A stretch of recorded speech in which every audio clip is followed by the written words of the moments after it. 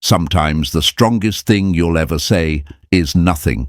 You just walk away so quietly that their ego doesn't hear it at first, but their regret never stops replaying it. My friends, that's the energy we're stepping into today. Walk away like you're done, and their regret will keep calling you back into their mind. If you've ever stayed too long, begged for the bare minimum, or tried to prove your worth to someone who already saw it and still chose to play blind, this one is for you. Hey folks, imagine this. You're standing on a stage in a huge theater. For the longest time, you've been performing for one person sitting in the front row. They clap when they feel like it.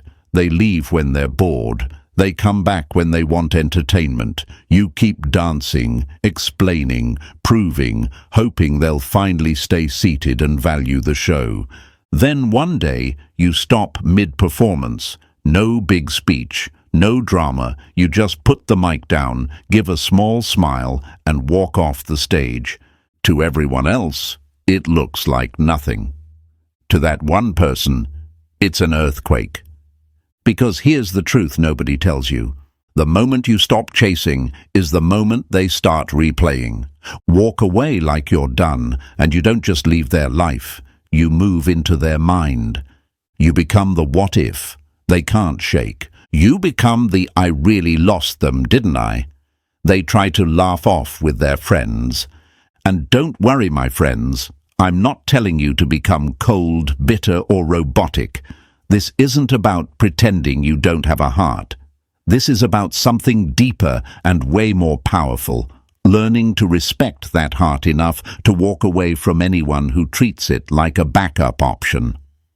Like the old saying goes, your silence will tell them what your words never could. Stoicism isn't about feeling nothing.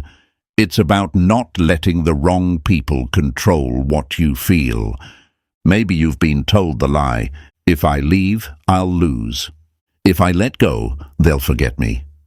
If I walk away, they'll never come back and I'll regret it. That's the trap. That's the lie. That's how your mind keeps you stuck in situations that drain you. The truth? When you walk away with peace in your chest and self-respect in your step, you don't lose. You graduate. Their ego might not admit it, but your absence becomes their longest conversation. They'll scroll your profile by accident. They'll see your name and their stomach will flip a little. They'll hear a random song and suddenly they're remembering the version of themselves that felt safe with you, and the version of you they pushed away. And yes, we're going to have a little fun with it too, because healing doesn't always have to look like you crying on the floor with sad music playing in the background. Sometimes healing looks like you laughing at memes, drinking your water, minding your business and saying, wow, I really begged for that bare minimum once. Never again. In this video, we're going to break the lies, expose the ego, and remind you of something powerful. You were never the weak one for caring. You only became weak when you forgot to care about yourself too. So stay with me, my friends. We're going to walk through what really happens when you walk away like you're done, why their regret keeps calling you back into their mind, and most importantly, how to hold your power so you don't get pulled back into old cycles that almost destroyed you. If you feel this already, if something inside you is nodding and saying, "That's me," type this in the comments right now. I choose my peace. Hit the like button, subscribe, and stay with me. Because this time, you're not walking away to make them regret. You're walking away to finally respect yourself. Number 1, the lie that keeps you chained. If I leave, I lose. Staying where you're disrespected isn't loyalty, my friends. It's self-abandonment dressed up as love. Let that sit for a second, because this is where so many good people get trapped. Deep down you know something is off. You feel the tension in your chest. You feel the anxiety before their texts. You feel the confusion after every mixed signal. But then the lie creeps in. If I walk away, I'll lose everything. I'll regret it. They'll move on and forget me. I'll end up alone. That lie doesn't sound loud or dramatic. It whispers. It sounds reasonable. That's what makes it dangerous. Imagine this with me, folks. You're holding a rope. On the other end is this person you care about. At first, you're both holding it gently. It feels balanced. Then slowly, they start dropping their weight. They stop doing their part. They stop showing up fully, and without even noticing it, you start pulling harder. You grip tighter. Your hands start to burn. Your shoulders hurt. But instead of asking, "Why am I the only one pulling?" your mind panics and says, "If I let go of this rope, I'll lose them." So you keep holding, even as the rope cuts into your skin. My friends, this is what that lie does. It convinces you that pain is better than uncertainty, that exhaustion is better than the fear of starting over, that as long as they are still there in some form, you haven't lost. You ask yourself 1,000 questions at night. What if I'm expecting too much? What if I never find someone like them again? What if this is just how relationships are? What if I'm the problem? And each question is another knot tying you to something that's slowly draining you. Let's be honest, you don't stay because you're weak. You stay because you're scared. Scared of empty rooms, scared of quiet phones, scared of seeing them happy with someone else, scared of people asking, "What happened between you two?" Scared of going back to zero, scared of looking like the one who failed. You'd rather carry the weight inside than face what people might say outside. There's a quote I love: "We don't cling because they're so great. We cling because we're so afraid." That hits hard because it exposes the real issue. It's not just about them, it's about your relationship with your own fear. You were taught, maybe by family, maybe by past hurt, that losing someone means you weren't enough. So when you feel someone slipping away, you instinctively blame yourself. If I were better, they'd stay. If I were calmer, cooler, prettier, stronger, less emotional, more patient. The list goes on. You tear yourself down trying to justify why they treat you like an option. But here's the lie we're breaking right now. Walking away does not mean you lost. It means you stopped playing a game that was rigged against you from the start. Think of it this way, my friends. If you're sitting at a casino table and the house is cheating, the longer you play, the more you lose. Walking away from that table doesn't mean you're a coward. It means you finally realized the game was never designed for you to win. So why is it so hard to leave even when you know you're not happy? Because your brain is addicted to maybe. Maybe they'll change. Maybe this is just a phase. Maybe if I hold on a little longer, they'll finally see my worth. Maybe they're just stressed. Maybe it's my trauma. Maybe it's my fault. That maybe is like emotional sugar. It gives you a quick hit of hope, and then it crashes you right back into reality. And every time you crash, your self-respect takes another dent. You might be thinking, but what if I walk away and they really don't come back? What if they move on like I never existed? That thought can feel like a punch in the stomach. It's okay to admit that. We're not pretending to be robots here. You're human. You care. That's a beautiful thing. But here is the truth you need to hear. If they can move on like you never existed, they were never meant to be the home you keep returning to. Real connection doesn't vanish just because someone got bored or needed attention from 5 other people. Real connection shows up. Real connection stays accountable. Real connection doesn't make you question your worth every other night.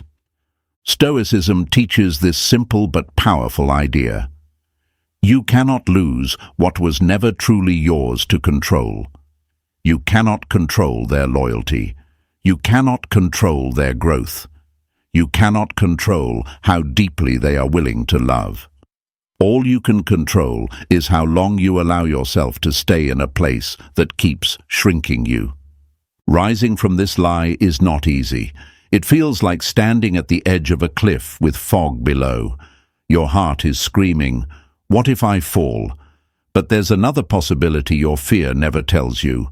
What if you fly? What if the peace you've always wanted is on the other side of that walk away? What if the self-respect you keep talking about finally becomes real when you take that step? You might still hear that voice in your head saying, "If I leave, I'll regret it." But my friends, let's flip that. What if the real regret is staying another year in something that keeps breaking you in the same way? What if 10 years from now you look back and whisper, "I knew I should have left sooner"? It will be difficult. Of course it will. You'll miss them. You'll reach for your phone. You'll wonder what they're doing. You'll imagine them with someone else. You'll have nights where you cry and mornings where you feel strong for 5 minutes and then weak again. That's normal. That's healing. That's not proof you made the wrong choice. That's proof you're detoxing from something that never fed your soul properly in the first place. Walking away like you're done doesn't mean you stop feeling. It means you stop negotiating. You stop selling yourself at a discount. You stop waiting for someone to treat you at full value when they keep paying with crumbs. You learn to say, "I can love you and still leave you. I can care about you and still choose me." And this is where your power begins to wake up. Not when they regret, not when they text, not when they finally see your worth. Your power wakes up the moment you decide, "I will not lose myself, trying not to lose you." If this is hitting something inside you, if a part of your chest feels both scared and relieved at the same time, that's your truth trying to rise. Don't push it down this time. Honor it. Let this be the moment you stop believing that walking away is losing. Type this in the comments right now, for yourself, for your future, for everyone watching with you. I walk away for me. Show yourself. Show me. Show the world around you that you are ready to step out of the lie. Because in the next part, we're going even deeper into that quiet moment when you're done inside, long before you're gone on the outside. Number 2. The silent decision. When you're done, inside, before you're gone. Outside. Long before you stop answering their messages, there's a day you stop explaining their behavior to your own heart. My friends, this is the moment no one else can see, but it changes everything. On the outside, you still look the same. You still reply. You still show up. You still laugh at their jokes. You still pretend it's all fine. But inside, something shifts. It's not loud. It doesn't come with fireworks. It feels more like a quiet click, like a lock finally turning. You're not gone yet, but you're not really staying anymore either. Imagine you're in a room with a light that keeps flickering. Sometimes it's bright, sometimes it's dim, sometimes it just shuts off. At first you keep fixing it. You tap the switch, you change the bulb, you play with the wires, you tell yourself, "It'll work properly soon." You sit in the dark and wait because a part of you remembers how good it looked when it was fully lit. But then there's this one night where you're sitting there again once more in the half-dark and something in you just says, "I'm tired."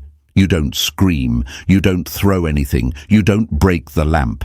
You simply stand up and walk to the window. You open the curtains and let in a different light. That's what the silent decision feels like. You stop trying to fix them in your head. You stop rewriting the story to make their behavior make sense. You stop defending them to your friends. You stop defending them to yourself. Instead of asking, "What did I do wrong?" you start asking, "Why am I the only one trying to do everything right?"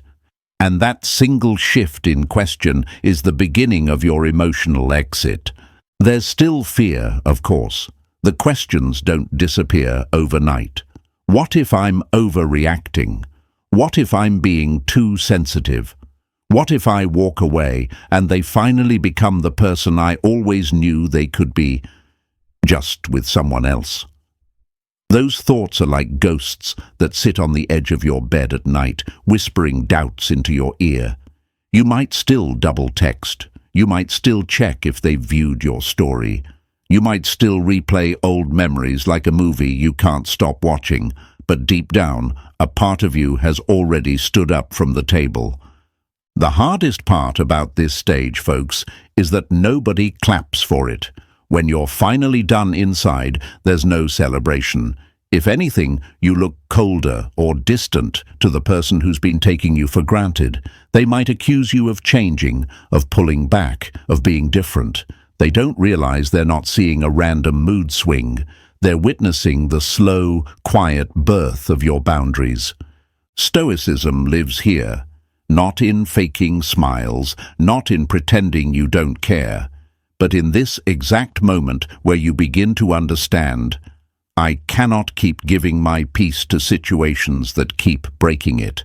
You start observing instead of reacting. You notice their patterns instead of making excuses. You see how they show up only when it suits them. You feel how heavy your heart becomes after every interaction. And instead of arguing with yourself about it, you start to accept what's in front of you.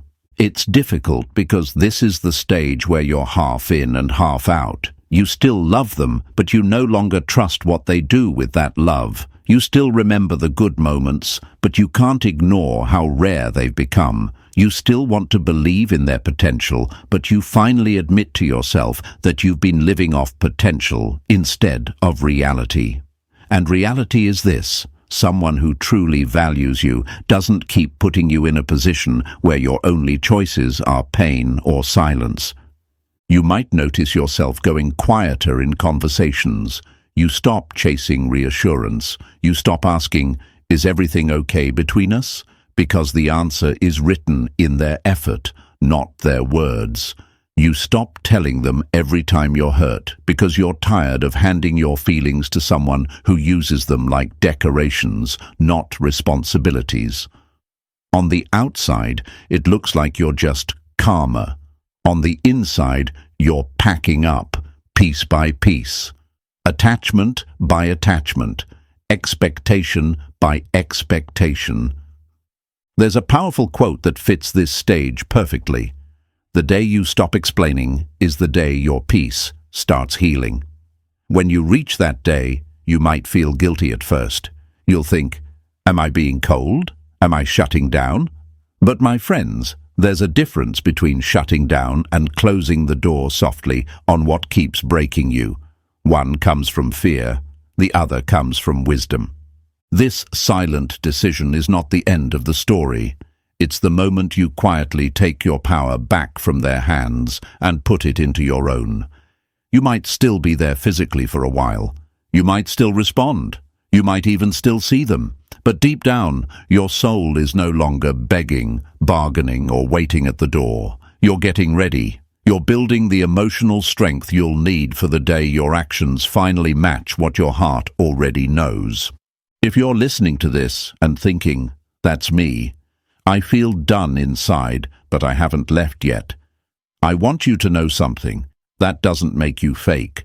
It makes you human. You're allowed to move slowly. You're allowed to process. You're allowed to take time to accept what your mind, body, and heart have been quietly telling you for months or even years.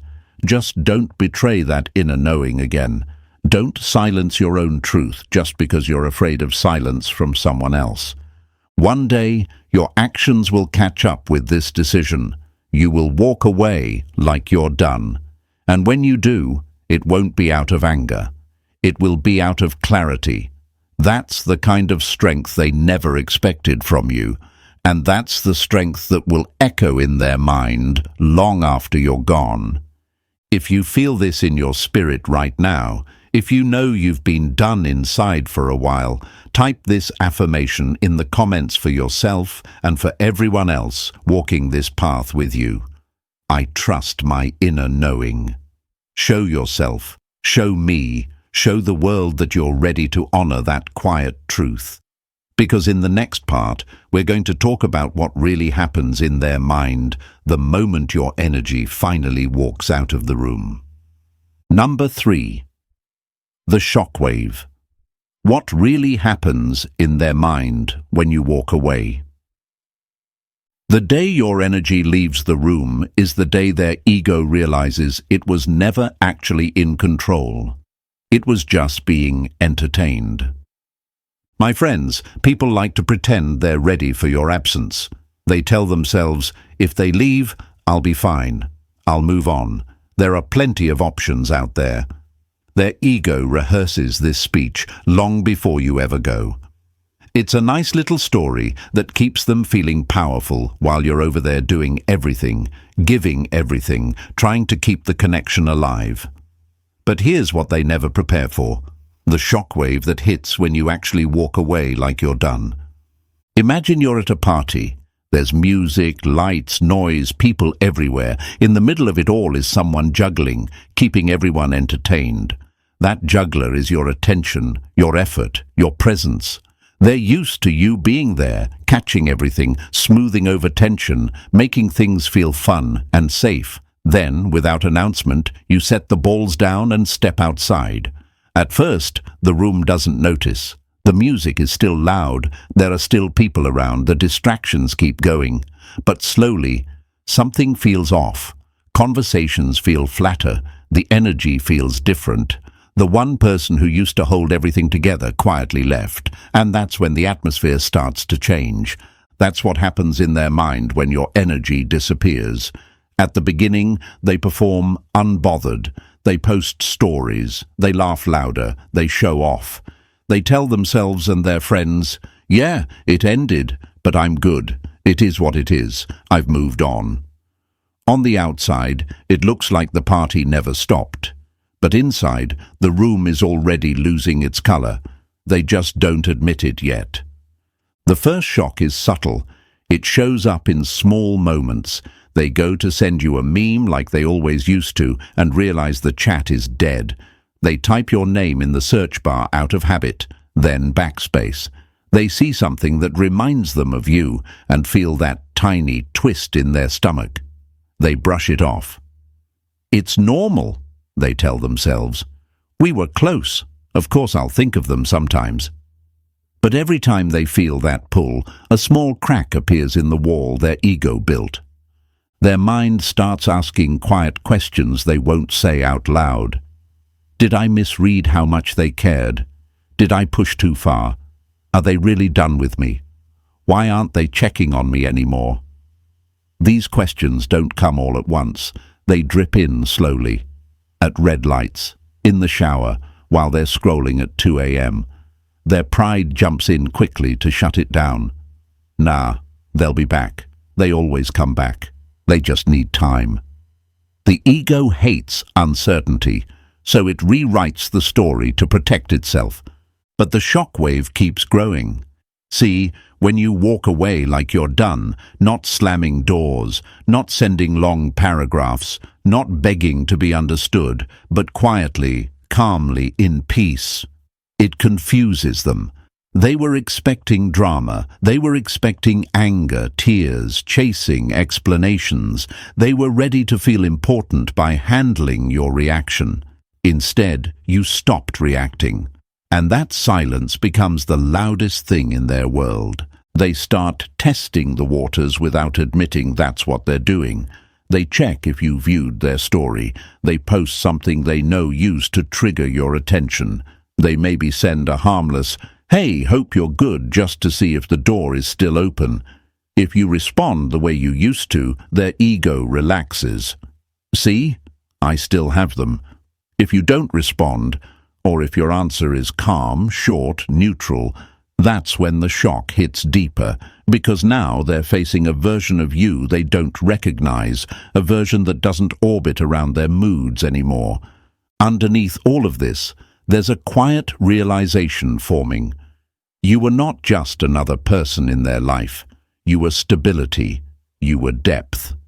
You were the safe space they assumed would always be there while they explored their options. They didn't notice how much of their emotional comfort depended on your presence until it was gone.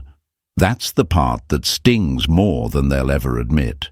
It's not just that you left. It's that you left without trying to prove your worth one more time. They might tell themselves, "It's just ego, I'll get over it." But my friends, the mind doesn't let go of something real that easily. So the shockwave keeps moving through them.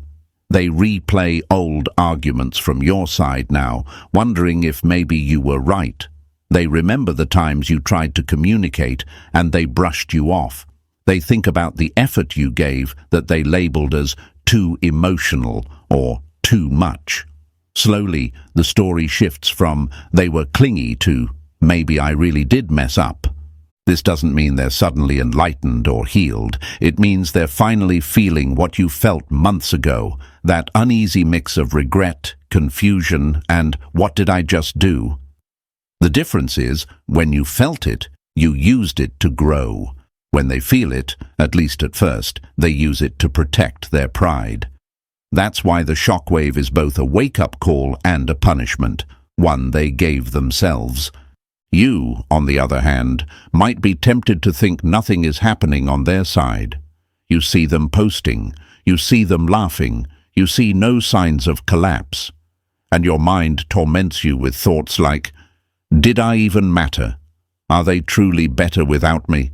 Was I just a chapter they closed easily?" Here's where I want you to pause and remember something powerful. Their behavior online is not a documentary. It's a trailer. It's edited. It's curated. The real movie is happening in their mind when the lights are off and no one is watching. The shockwave of your absence doesn't need an audience. It just needs time. Time for the habits to hit a wall. Time for their distractions to lose flavor. Time for the next options to feel shallow compared to the depth they had with you. And that time is your ally now, not your enemy. If you've ever wondered, do they even feel anything now that I'm gone? Understand this. Nobody escapes the laws of cause and effect. You can't mishandle a genuine soul and walk away completely untouched. It may not hit when you want it to. It may not look the way you imagined it. But it hits. It always does. If this is opening your eyes even a little, if it's easing some of that "did I matter" pain inside you, I want you to claim this truth in the comments. Write, "My presence left a mark, not for them, for you." To remind yourself that your energy was never small, never replaceable, never forgettable. And stay with me, because in the next part, we're going to talk about how that regret doesn't just hit once. It starts looping over and over, turning you into the thought that keeps calling them back in their own mind, long after you've moved on. Number 4. Regret on repeat. How you start living rent-free in their thoughts. Regret doesn't knock once, my friends. It keeps circling back, replaying the moments they thought were small until they finally realize those moments were everything. By now, they've already felt the first shock of your absence. The room feels different without your energy in it. But this is where something deeper begins. Regret doesn't come like a lightning bolt and disappear. It moves in like a slow, quiet storm, touching everything in their life, one small memory at a time. And the wild part is, they'll still pretend they're fine while it's happening. Think of regret like a song stuck on repeat. At first, they don't even notice it. It's just background noise, a thought here, a feeling there. They're at work, mid-conversation, then suddenly they remember a random moment with you. Something dumb, something small, the way you laughed at your own joke, the way you used to fix their collar, the way you sat quietly with them when they had nothing to say. It passes. They shake it off. But the song starts playing again later that day, a little louder. They're scrolling through their phone at night, and that chat with you pops up higher than expected. Old photos, old voice notes, old conversations where you tried to communicate and they brushed you off. They see the good morning messages they once replied to lazily, the long paragraphs you sent that they only half read. They tell themselves they're just being nostalgic, but nostalgia is just regret dressed in soft lighting. My friends, this is where you start living rent-free in their mind. Not because you're chasing them, but because their own conscience keeps sending them reruns. They remember how they felt when you were in their life, understood, grounded, seen. They remember how easy you made hard days feel. They remember how safe they felt saying things to you they never told anyone else. And then, like a punch to the chest, they remember how casually they treated that safety. The mind has a brutal way of doing this. It doesn't just show the good, it shows the contrast. It shows who they are dealing with now versus who they had with you. Maybe the new person doesn't listen like you did.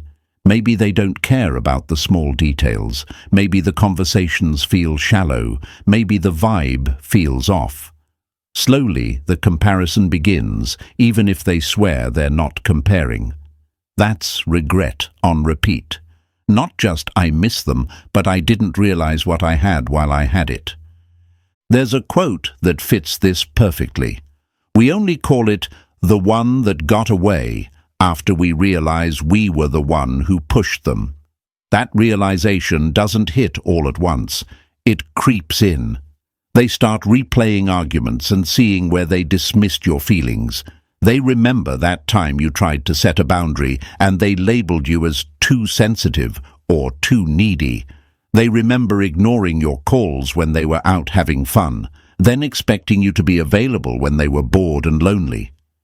Back then, their ego said, "They'll deal with it. They're not going anywhere." Now that same ego is forced to sit in the silence you left behind. The regret doesn't always look like them crying into their pillow. A lot of the time, it looks like overcompensation. They work more, they party harder, they post louder, they try to drown out the soundtrack in their head by turning up the volume on everything else. But the thing about regret is, it doesn't care how busy you are. It shows up at red lights, in grocery store lines, when they hear a song you loved, when someone mentions your name casually. It shows up when they're about to fall asleep and their brain finally stops running. That's when the playlist of What I Lost starts playing at full volume. What's important for you to see, my friends, is the difference between missing your attention and missing your presence. At first, they may only miss the convenience of you, the replies, the comfort, the ego boost. But as time passes, regret matures. It shifts from, "I miss how they made me feel," to, "I miss who they actually were." They start seeing that it wasn't just your attention they lost. It was your stability, your loyalty, your softness, your patience, your presence that didn't demand but still gave so much. And you? You might still be wondering, do I really stay on their mind like that? Or am I just romanticizing it because I'm hurting? That doubt is normal. But remember, you poured real energy. You showed real care. You gave them a version of you that doesn't show up in every connection. Energy like that doesn't just evaporate. It leaves an imprint. They may not message you. They may not apologize. They may never admit it out loud, even to themselves. But their behavior, their late-night thoughts, their sudden shifts in mood are proof that the echo of you is still very much alive in their mind. Regret on repeat is their mind trying to catch up to a truth their ego ignored for too long. You were not replaceable. They can fill your space with other faces, other bodies, other conversations. But there's always something missing. A frequency, a feeling, a peace. And that emptiness is where you live now. Not as a ghost haunting them out of revenge, but as a mirror reminding them of the way they mishandled what was real. The beautiful twist here is that while they're regret loops, your life doesn't have to. You're not responsible for their realizations. You're not required to show up when they finally get it. You're not obligated to answer the questions they only started asking after you left. Regret is their teacher now. Growth is yours. If you're hearing this and realizing that maybe you've been underestimating your own impact, I want you to claim your truth. Stop telling yourself you were forgettable. Stop rewriting the story as if you were the lucky one they gave attention to. You brought something to the table that their soul felt, even if their ego didn't know how to honor it. If this speaks to you, if a part of you is finally starting to believe, I did matter more than they acted like, then write this affirmation in the comments for you, not for them. I am not replaceable. Show yourself, show me, show the world around you that you're done shrinking your own value. Because in the next part, we're going to peel back the curtain on what their ego does when that regret gets too loud. The performances, the pretending, and the private collapse they never want anyone to see. Number 5. The ego spiral. Their performances versus their private collapse. Some people don't heal after losing you, my friends. They just get better at acting like they never needed you. By the time regret starts looping in their mind, something else begins to happen. Their ego doesn't just sit there quietly and accept, yeah, I lost someone good. No, the ego hates discomfort. It hates being wrong. It hates the idea that it misjudged a situation it thought it controlled. So instead of softening, it performs. It builds a show. On the outside, you see the highlight reel. On the inside, they're spiraling. Imagine a building with glass walls. During the day, from the outside, it looks polished and perfect. Shiny windows, clean lines, people walking in and out. But inside, there's a leak in the ceiling no one is fixing. There's a crack in the foundation. The paint is peeling behind the pretty decor. To everyone driving by, it's still a beautiful structure. To the people inside, it's slowly falling apart. That's their ego right now. Instagram is the glass, their stories, their posts, their fake laughs. That's the decor. The quiet nights when the phone screen goes black, that's the leak. After you walk away like you're done, they feel the shift. They know something's different. But instead of facing it, they start acting harder. More selfies. More I'm out living my best life posts. More quotes about not needing anyone, more jokes about being unbothered. It's not growth, it's theatre. Because if they can convince people they're fine, maybe they can convince themselves too. They'll go out more, party more, say yes to random people just for distraction. They might even hop into a new relationship quickly, not because they're deeply in love, but because standing alone in their own silence feels terrifying. On the surface, it might sting to see. You might catch yourself staring at their photos thinking, wow, they really moved on like nothing. Did I really matter that little? But what you're seeing isn't a documentary, it's a performance. They'll crack a joke to friends like, yeah, we ended. It's whatever, I'm good. They might drop subtle digs about how dramatic or sensitive you were. The ego does that to protect itself. If they admit you were real, they also have to admit they mishandled something real. That's too heavy for their pride, so they rewrite you as a phase, a lesson, a chapter they grew out of. But here's the twist. While their public image screams, I'm thriving, their private thoughts tell a different story.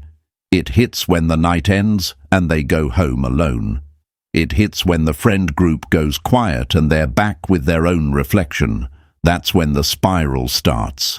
Little flashes, your smile, your arguments, the last conversation, the moment they saw the difference in your eyes and ignored it. The times you texted, "Can we talk?" and they left you hanging. They remember ghosting your feelings while expecting your loyalty. That's not easy to sit with when the world is finally quiet. The ego spiral looks like overthinking and avoidance at the same time. They scroll up in your chat, then slam the app closed. They click your profile, then pretend they got there by accident. They hover over the message box, Type something, delete it, throw the phone aside, pick it up again. They're in a tug of war between their pride and their truth. Pride says, "Don't reach out, you're fine. They'll come back if they still care." Truth whispers, "You messed up. They might really be gone." That conflict is where the collapse begins. There's a quote that fits this perfectly. The loudest "I don't care" usually comes from the person who cares the most, but is terrified to admit it. They might say they're unbothered. They might mock the idea that losing you is affecting them. But watch the patterns, not the words. Watch how they keep trying to poke your energy. A reaction bait story. A song lyric posted that sounds a little too specific. A random like on an old picture they definitely had to scroll to find. These are not accidents. These are ego breadcrumbs. It's their way of asking, "Do I still exist in your world?" without having to humble themselves and say it. Meanwhile, their private collapse goes deeper than just missing you. It's also about what your absence reveals about them. Without you there to stabilize, to listen, to understand, to soften their rough edges, they're left with their own raw behavior.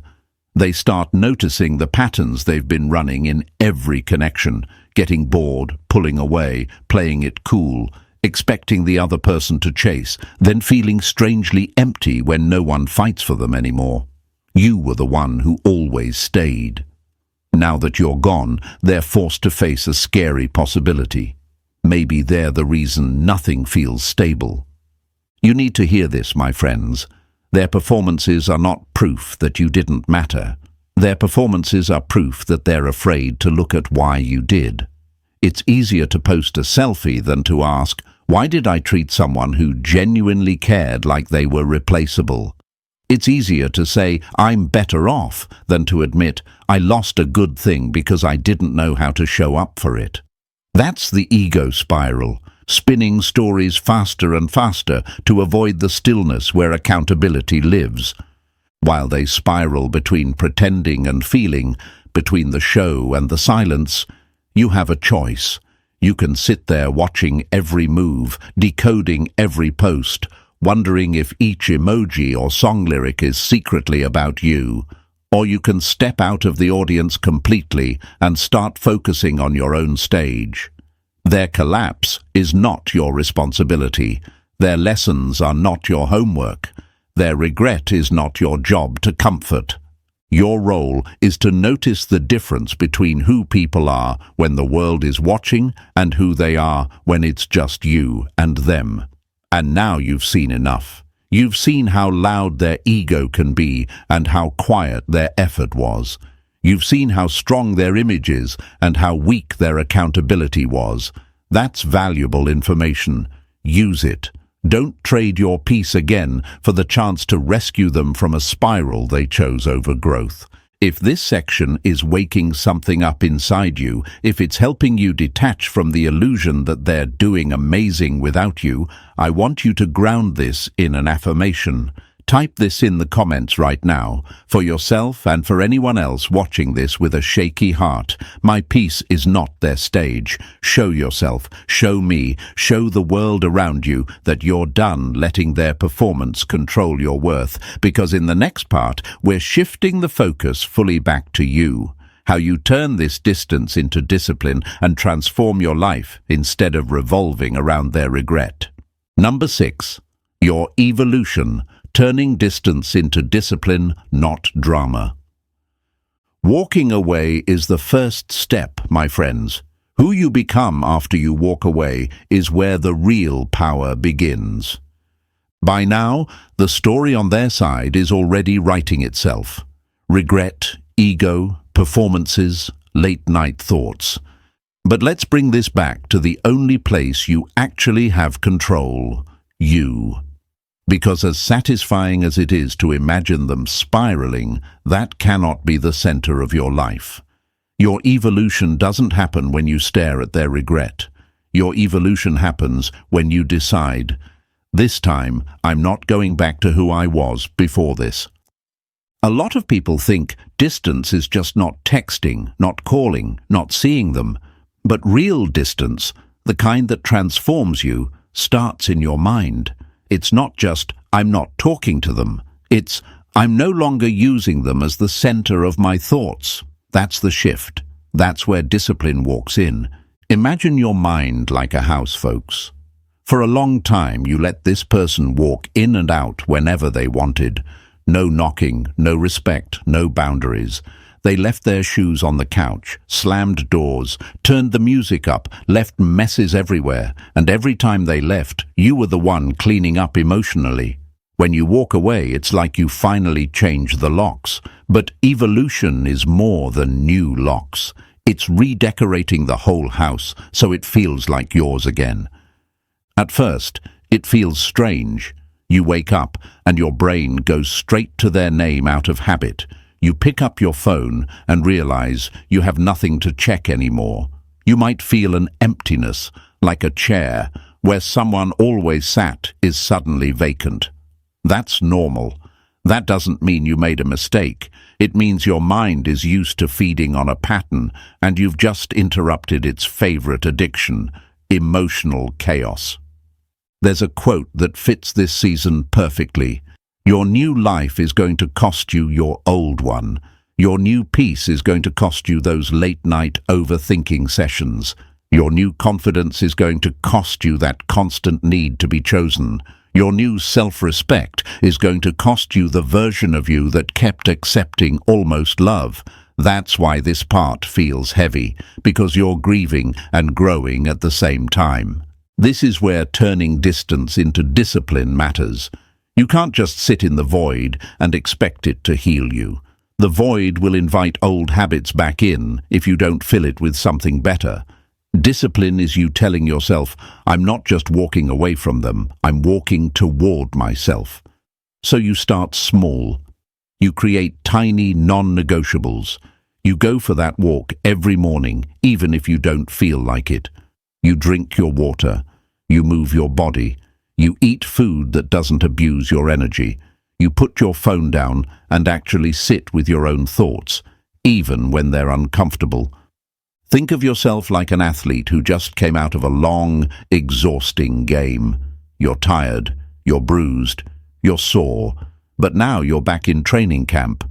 Distance is not punishment, it's rehab. You're rebuilding your muscles, emotional muscles you didn't even know you had, the muscle of saying no, the muscle of not checking their profile, the muscle of not answering every time they pop up, the muscle of choosing things that feed your peace instead of your anxiety. You begin to notice what your mind does when it's bored. That's when it tries to wander back to them. I wonder what they're doing. I wonder if they're thinking about me. I wonder if they've changed. This is where most people relapse, not in a text, but in a thought. Stoicism teaches us this.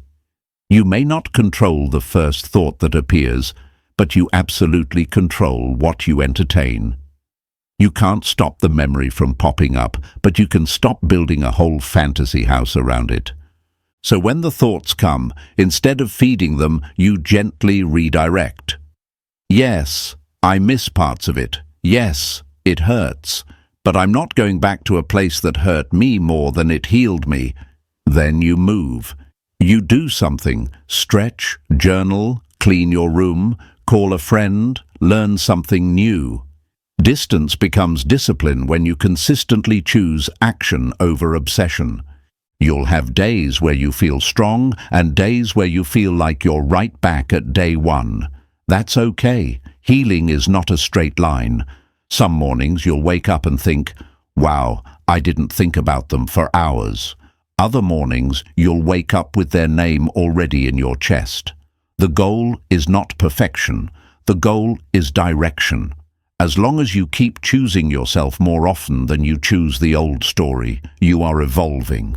Slowly, something powerful starts happening. The things that once triggered you stop hitting the same way. You see their name and your heart doesn't race as much. You hear a song and instead of breaking, you breathe.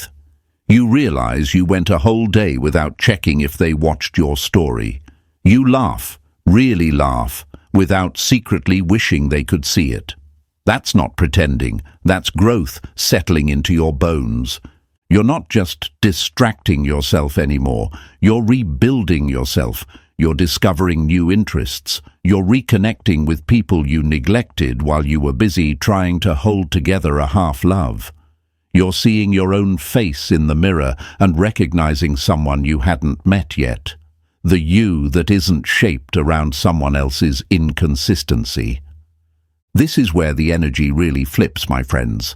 While they're stuck in their ego spiral, performing okayness, your silence stops being a defense mechanism and starts becoming a lifestyle. You're calm not because you don't care, but because you finally care about yourself correctly. You carry yourself differently. You speak with more certainty. You don't chase clarity from people who only ever gave you confusion. And here's the beautiful part.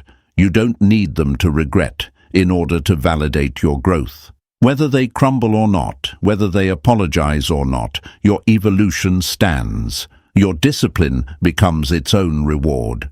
You go to bed at night with a quieter mind, not because everything is perfect, but because you're no longer betraying yourself just to keep someone else comfortable. If you're in this stage right now, even if it feels shaky, claim it. You're not just alone. You're in training. You're not just distant. You're building discipline. You're not cold. You're learning what warmth you deserve. If this resonates, type this in the comments for you, for your future, for anyone healing alongside you. My distance is my discipline. My discipline is my power. Show yourself. Show me. Show the world that you're not just walking away. You're rising. And stay with me, because in the next part, we're going to unpack exactly what happens when their regret finally reaches out. The tests, the bait, and how your new emotional control changes the entire game. Number 8, you don't go back. You outgrow them. The rebirth and final Stoic lesson. Your biggest glow-up isn't when they want you back, my friends. It's when you don't want the version of yourself that tolerated them anymore. By the time you reach this stage, something powerful has already happened inside you. You're not just the person who survived the silence. You're not just the one who walked away. You're the one who changed. And this is the part their ego never planned for. They expected that one day they'd be able to come back and find you exactly where they left you. Same feelings, same availability, same softness with no boundaries. What they never imagined is that while they were busy performing unbothered, you were busy evolving. There comes a quiet day. It doesn't come with fireworks or dramatic music, where your first thought in the morning is not about them. You move through your day and suddenly realize you didn't check their profile. You didn't scan the room for their energy. You didn't rewrite old conversations in your head. It's almost unsettling at first. You catch yourself thinking, wait, am I really okay? Or am I just numb? So you check in with yourself, and instead of that heavy knot in your chest, there's space, not emptiness, space, room to breathe. Imagine you've been living in a small, cluttered apartment for years, boxes everywhere, no sunlight. You got used to stepping over mess just to get to the kitchen. You learned how to survive in it. Then one day, you move into a bigger place. At first, you still walk like the old apartment is around you, cautious, cramped, expecting obstacles. Then slowly you realize, I don't have to walk like that here. Your shoulders drop. You stand taller. You stretch out. That's what it feels like when you stop emotionally living in the old story. You're not tiptoeing around their moods anymore. You're not shrinking to fit their comfort. You're finally walking like you actually have space. Here's the wildest part. Often, this is exactly when they try to circle back. A message, a reaction, a "Hey, stranger," a random memory they just had to share. Maybe even a half apology like, I know I messed up, I just wasn't ready back then. The old you would have exploded with hope. Heart racing, hands shaking, mind going, this is it, this is the moment I was waiting for. But the new you, the one who built discipline, the one who survived nights of missing them and still didn't break your boundaries, feels something very different. Calm. You read the message, and instead of butterflies, you feel clarity. You see the patterns. You see where this road leads because you've walked it before. You remember how much it cost you, not just in tears, but in time, energy, self-respect. You realize that the person you used to be, the one who would have dropped everything to reply, is gone. Not bitter, not cold, just grown. There's a quote I love: "You are allowed to outgrow people who are not growing." That's not cruelty, that's self-respect. The lie you were sold was that love means staying no matter what, twisting yourself into smaller shapes to fit someone who refuses to expand. The truth is, love without growth becomes a cage, and you've spent too long locked inside it, calling it loyalty. So now the question shifts from will they come back to, if they come back, do they even deserve access to who I am now? That's a very different angle, because you're not just saying no to a person, you're saying no to the old version of yourself who settled, who made excuses, who tolerated confusion as if it were connection. You're saying, I didn't go through all of that just to come back to the same level. The hardest part here, my friends, is you might still feel something for them.